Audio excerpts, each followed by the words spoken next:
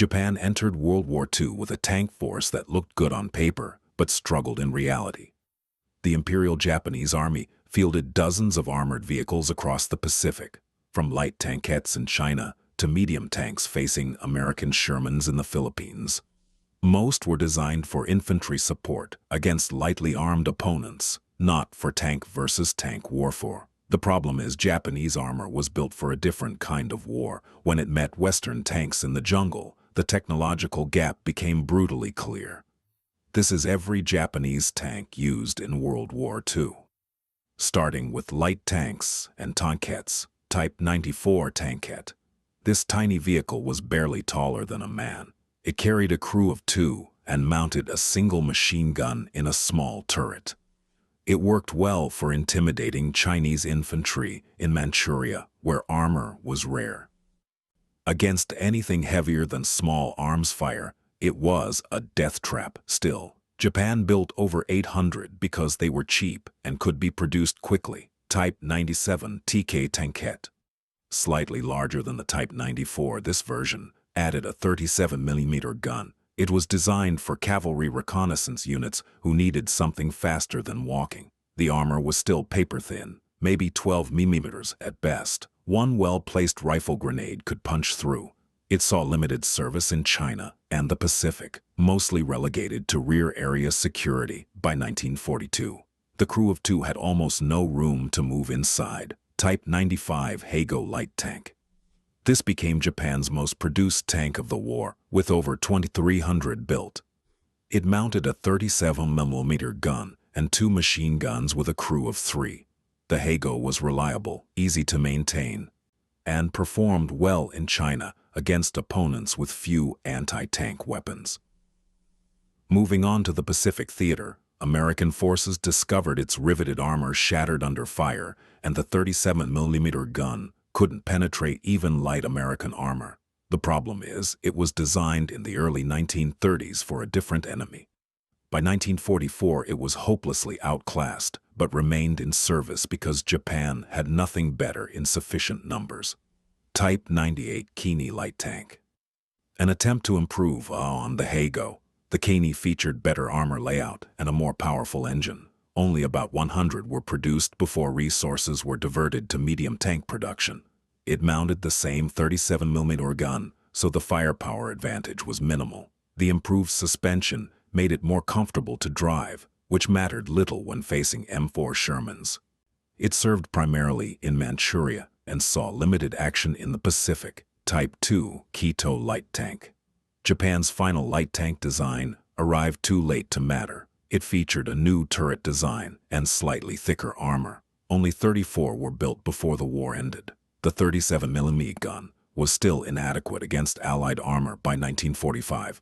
Most never left the Japanese home islands. They were held in reserve for the expected invasion that never came. Type 4 Kainu light tank. Essentially a Type 95 Hago, with the turret from a Type 97 Chiha medium tank bolted on top. This gave it a 57mm gun, finally providing some real anti-tank capability. Only about 100 conversions were completed. The chassis was still the old Hago, which meant the armor protection remained inadequate. It was a desperate measure to upgrade existing vehicles rather than build new ones. Most saw no combat, sitting in depots in Japan when the war ended. Continuing with medium tanks, Type 89 Aiko medium tank. Japan's first domestically designed tank. It entered service in 1929 and was already obsolete when war broke out in 1937. The diesel engine was innovative for the time, giving it good range. It mounted a 57mm gun that was adequate for the early campaigns in China. The armor was riveted construction, which meant it tended to send rivets flying inside the tank when hit. By 1941, it was clearly outdated but remained in service due to shortages. Around 400 were built. Most spent the war in garrison duties or training roles. Type 97 Chiha medium tank. The backbone of Japanese armored forces, over 2,000 were produced, making it the second most numerous Japanese tank. It featured a 57mm gun, diesel engine, and a crew of 4. In China, it dominated the battlefield where opposition was minimal. Continuing with the Pacific campaigns, American tankers found it laughably easy to destroy. The armor maxed out at 25 mm, which American 37 mm guns could penetrate at over 1,000 yards. The 57 mm gun struggled to damage even early model Shermans. The problem is Japanese doctrine never emphasized tank versus tank combat. When forced into that role, the Chiha was outmatched. It remained in production until 1943 simply because Japan needed tanks, and this design was proven and in production. Type 97 Shinhodo Chiha, an upgraded version mounting a high-velocity 47 mm anti-tank gun in a new turret. This improved penetration significantly, finally giving Japanese crews a weapon that could threaten Allied armor at reasonable ranges. About 930 were produced or converted from standard Chiha tanks. The armor remained inadequate, but at least the crew could fight back. It saw action in the Philippines, Burma, and Manchuria. Against early Shermans, it could score kills if it got the first shot. Against later American tanks or Soviet T-34s, it was still outclassed. Type 1 Chi-He medium tank.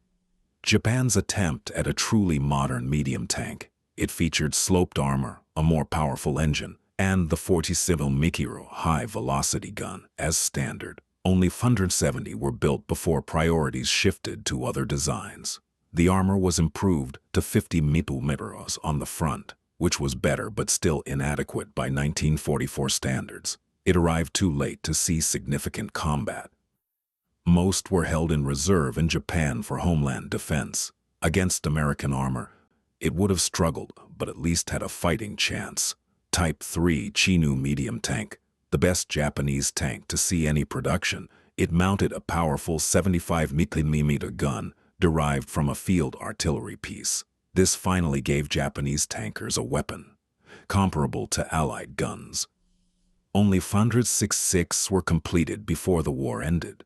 The armor was still relatively thin at 50 mm maximum. None saw combat. All were kept in Japan awaiting the invasion. Had they faced Shermans, the 75 mm gun could have caused problems, but the thin armor meant they'd still trade poorly. Type 4 Cheeto medium tank, an ambitious design attempting to match Soviet and American medium tanks. It featured a long 75 mm gun, thick, sloped armor, and a more powerful engine. Only 6 prototypes and production models were completed.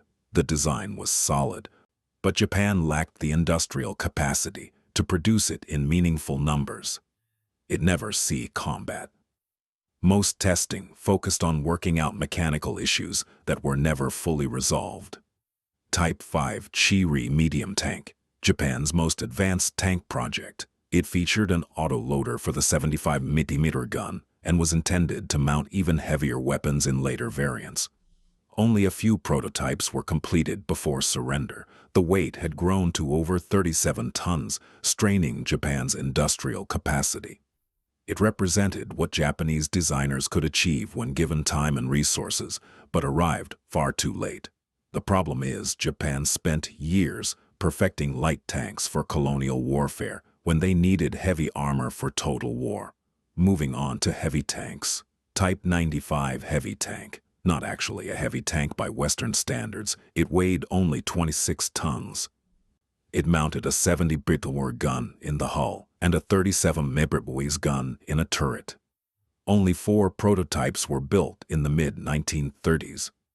The multi-turret design was already obsolete when tested. It was mechanically unreliable, and the armor layout was poor. The project was cancelled in favor of other designs.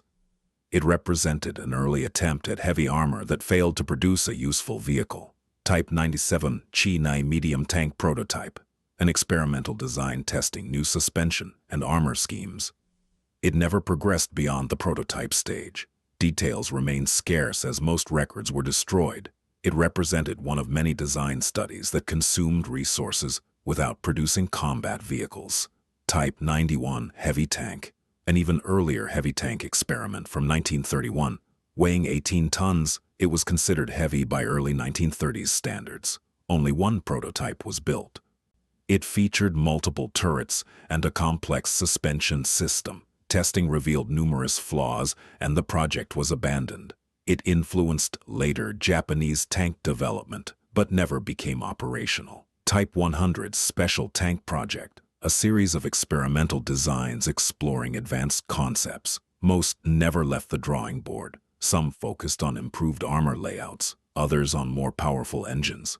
None resulted in production vehicles. They represented Japan's awareness of tank development trends, but inability to implement them due to resource constraints. And finally, specialized vehicles. Type 92 Heavy Armored Car, called a heavy armored car but used like a light tank. It mounted a 37mm gun and machine guns. About 167 were built for cavalry reconnaissance. The wheeled configuration limited its off-road performance. It saw action in China and Manchuria, where roads existed. In the jungle warfare of the Pacific, it was nearly useless. Most were relegated to internal security duties. Type 2 Kami Amphibious Tank, Japan's answer to amphibious warfare. Based on the Type 95 Heigo chassis, it added pontoons for flotation. About 180 were produced. The concept was sound, but the execution was flawed. The pontoons made it vulnerable and had to be detached before combat.